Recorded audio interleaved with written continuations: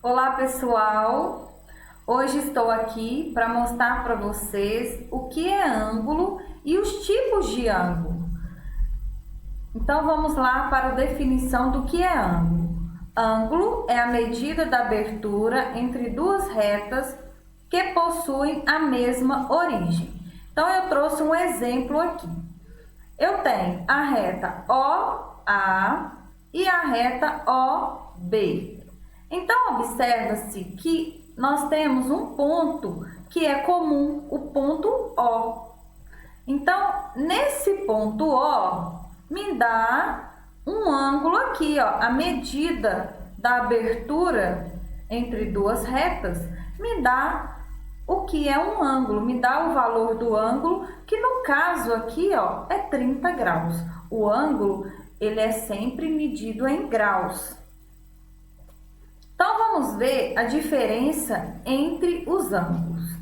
Tipos de ângulos e a diferença entre eles de acordo com a abertura. Então, vamos lá. Ângulo reto é formado por retas perpendiculares. Então, eu tenho uma reta. Essas duas retas aqui, ó, são perpendiculares. Por quê? Porque se eu prolongar esse A para baixo, aqui essa reta, e prolongar essa reta B, e prolongando ela, vai formar, elas vão se cruzar, né? Então, elas se cruzam exatamente nesse ponto aqui onde está o ângulo. Então, eu tenho uma reta na vertical, né? Que é a reta CA, e tem uma reta também na horizontal, que é CB.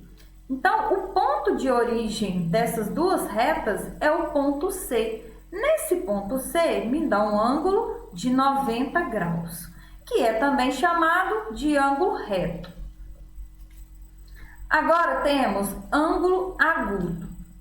São ângulos com medida menor que 90 graus. Então, observa o exemplo. Eu tenho a mesma coisa, né? Eu tenho o ponto C e o ponto A, que me dá a reta CA, e tenho CB. Então, eu tenho um ponto, que é o ponto C, onde forma o ângulo, aqui a abertura, formando um ângulo de 40 graus. Por que ele é chamado de ângulo agudo? Porque ele é menor do que 90 graus. Então, ele é chamado de ângulo agudo. Aqui, ó, deu 40 graus, menor que 90 graus. O ângulo obtuso já é o contrário. São ângulos com medida maior que 90 graus. Então, observa no exemplo. Eu tenho a reta CB e CA.